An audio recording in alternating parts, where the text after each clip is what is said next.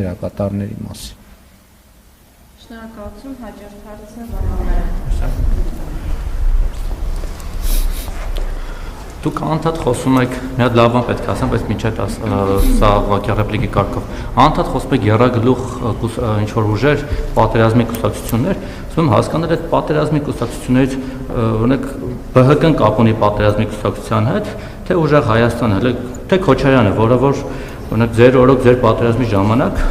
20 թվականին իրենց ոչ մեկ իշխանություն չէին։ Էլ չեմ ասում, որ ԲՀԿ-ն ժամանակին կոալիցիա եղած ձեզ հետ, հիմա իրանք ինչ եք դուք անընդհատ թիրախավորում այդ երեքին սարքել եք եռագլուխ հրեշ։ Օրինակ Արման Թաթոյանը, Սուրեն Պետրոսյանն ու այն տղան ինչ էր, Գուրգեն Սիմոնյանն, հա, ինքը օրինակ իրենք ընդդիմադիր չեն, իրենք վտանգավոր չեն ձեզ համար, որ իրենց չեք թիրախավորում, իրենց ոչ իման չեք ասում, թե իրենք կեղծ ընդդիմություն են, թե իրենք ձերոնքական ընդդիմություն են, իրական վտանգ են երեքից։ Չեք կարծում, որ մի քիչ անազնիվ է թիրախավորել կոնկրետ ինչ որ ընտրված ուժերի։ Մեկ էլ ի տարբերություն այս թարախնդիմության ես իրականում ունակ եմ գնահատել եւ տեսնել լավը, արձանագրել լավ բաները, որ տեղի ունեցել ձեր իշխանության օրոք, օրինակ թոշակները բարձրացան ճիշտ է, այլս դեռ լարնակը չի թռչում այդ 10,000-ով ավելացած, բայց ես կօգնեմ կթռչի թոշակները։ Ճանապարհներ եք կառուցում, որը լավ էլի նախկիները թալանում էին, չէին անում, օրինակ մեր թաղամասում եք հիմնանորոգում, հյուսիս հարավը, մի խոսքով բազմաթիվ դա բաներ արել եք, մանկապարտեզ դպրոց եւ այլն եւ այլն։ Բայց մարդիկ ասում են, որ այդ ամեն ինչը նաև կյանքեր է արժեցել, ձեր գործունեությունը ողբերգություններ եւ մահեր է բերել իր հետ, ձեր ամեն հայտարարությունը, քայլը, սեփական կետից բանակցելը, չգիտեմ, ձեր տեղաշարժը անգամ ձեր Շարասյան, իր հետ մահ եւ կորուստներ ու ողբերգություն է բերել։ Հիմա հետո չթվարկեմ, հա, վերջին ավտոբուսի դեպքը, դրանից առաջ այլ դեպքեր, զինվորները գործընկերս ասած Ինչ ավտոբուս։ Այս ավտոբուսի վթարը, որ եղավ Լոռու մարզ, էլի ձեզ ուղեկցելու համար էր գնում։ Ճիշտ է, մեղավորը պարզվեց ինքը չէր, բայց ամեն դեպքում ձեզ համար էր գնում այդտեղ։ Այն գնայի ավտոբուսը։ Դե Արցախի հանձնումը, պատերազմը եւ այլն, այդ ամեն ինչը ձեր գործունեության արդյունքում կամ հետևանքով է եղել ավելի շուտ։ Մարդիկ դրա համար են ասում, որ վերջապես գնաք, հեռանաք, այս ողբերգությունների շղթան ավարտվի։ Հասկացանք, թոշակները, ասֆալտը, լառնական շատ լավ է։ Ես ապավագրությունը մենք օգտվում ենք, շատ շնորհակալ ենք։ Բայց այդ ամեն ինչը նաև զոհեր է բերում։ Գիտեք, գումարած նաև ատելություն, անընդհատ դուք վիրավորում եք, անընդհատ ինչ-որ մարդկանց բոմժ եք անվանում, չգիտեմ, շունշանգյա, ինչ ասեցիք, սպառնում եք, այն օրներ Ֆայլաբազարով անցնում էի, դեպ մոտեցան ինձ, խնդրեցին նաև ձեզանից են հարցում, ասում են, կներեք, ուղիղ ասում են, բա երբ են սրանք գնալու, ասում ինչ եք ուզում հեռանան, ասում են, որ վերջապես գնան, աշխատանք չունենան, իրանցից մեծ մասը չգիտեմ, որտեղ պետք է աշխատի, գան Ֆայլաբազարում մեր կողքը կանգնեն եւ հասկանան ինչ է նշանակում սեփական քրտիկով աշխատել, սեփական գումարը վաստակել եւ հետո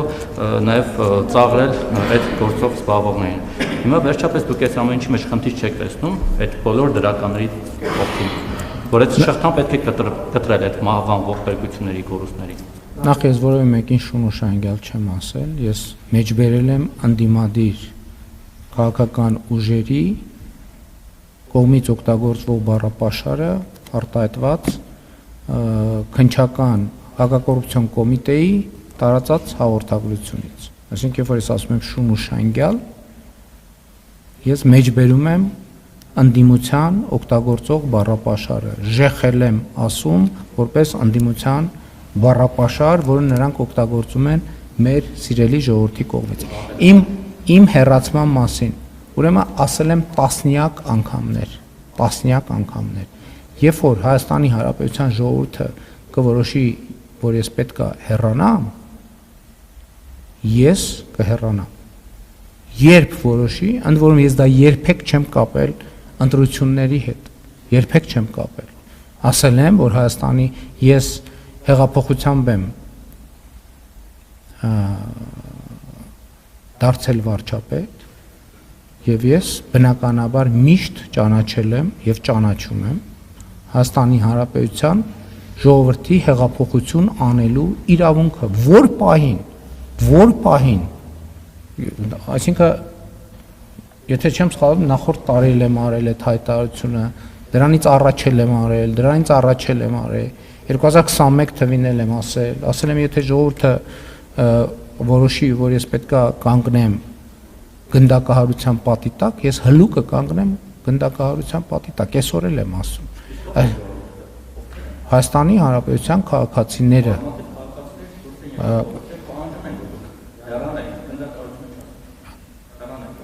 Գիտեք ինչ, Հայաստանի Հանրապետությունում ուրեմն կա իշխանություն, որը պատկանում է ժողովրդին եւ կա արտահայտման միջոցներ։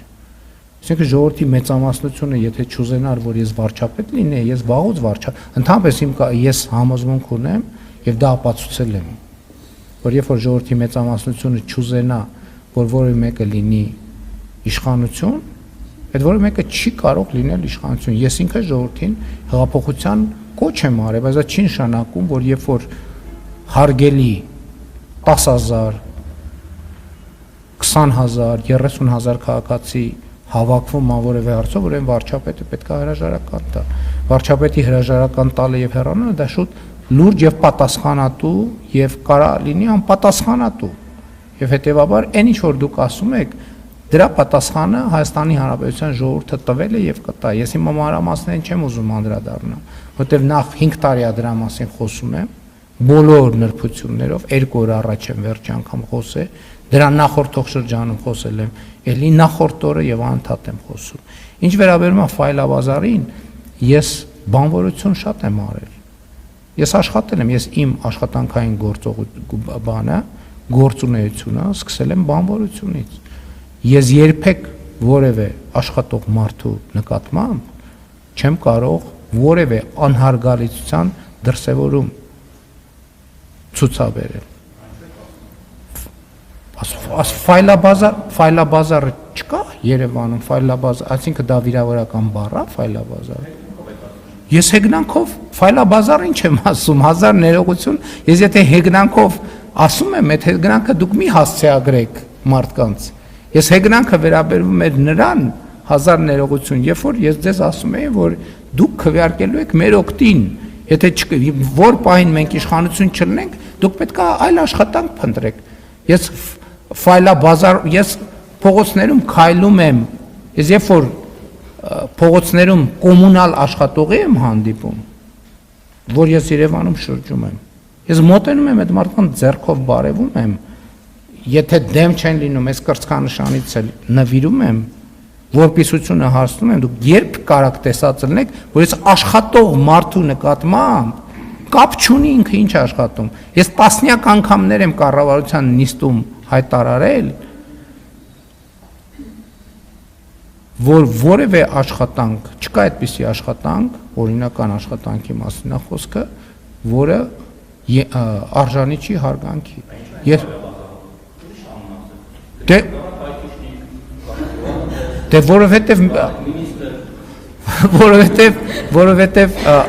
որովհետև այդ ձեր ասած աշխատանքների համար արագ չի ստացվի, դրա համար որակավորման կուրսեր է պետք անցնել, որը ահագին երկար կտևի։ Իսկ եթե այսօր կարող եք լինել IT-շնիկ, կարծում եմ կնախընտրեիք լինել IT-շնիկ։ Շնորհակալություն, հաջորդ հարցը։ Որովհետև ես խոսույթն եմ, հիմա դուք նույն ԲՀԿ-ի մասին եք ասում, ճիշտ է։ Ես ասեմ, նայեք ով է իրանց երկրորդ համարը, այդ դրանով կապ ունի, բա ո՞նց է այդ մարդը երկրորդ համար, ո՞նց է երկրորդ այո, այդ մարդիկ պատերազմի գաղափարախոսներ են, կոնֆլիկտի գաղափարախոսներ են, բա ու մենակ բանով չի, ասենք, ո՞նց երկրորդ համարը, ընդ որում այն պայմաններում, երբ որ կուսակցության ղեկավարը ասում է դե մենք մի քանի բան ունենք, տենց էլ չբացահայտելով այդ մի քանիսը ովքեր են։ Այսինքն ես խոսույթն եմ վերլուծում եւ չեմ բացառում, որ մյուս կուսակցությունների դեպքում էլ կարող են լինել, բայց ես չեմ կարող հազար ներողություն բոլոր կուսակցությունների խոսույթներին հետևել։ Ովքեր շատ լրատվամիջոցներ ունեն, իրանց խոսույթին եմ հետևում, իրանք ավելի ակտիվ են։ Չեմ բացառում, որ ուրիշ տեղեր էլ կան։ Ինչ տեսնում եմ, այդ եմ ասում։ Պարոն Մակարյան, ուրեմն Հայաստանի Հանրապետություն ժողովուրդ ջան, ես այդ լրագրողի ժամանակ ես տասնյակ անգամ այդ թեմաներին անդրադարձել եմ։ Կեղծ ընդդիմություն կատեգորիա ընդհանրապես, որը Հայաստանում եղել է, դա ընդհանրապես ծաղր է ժողովրդավարության։ Ոնց մենք այդպիսի գործելակերպ չունենք։ Ով մեզ աջակցում է, բացահայտ աջակցում է, ով չի աջակցում, չի աջակցում։ Այսինքն դա ինչ խոսույթ է, դա ժողովրդավարության հետ ինչ կապ ունի։ Ոչ մի տակից բան չկա։ Մենք տակից ոչ մի բան չենք անում։ Շնորհակալություն, հաջորդ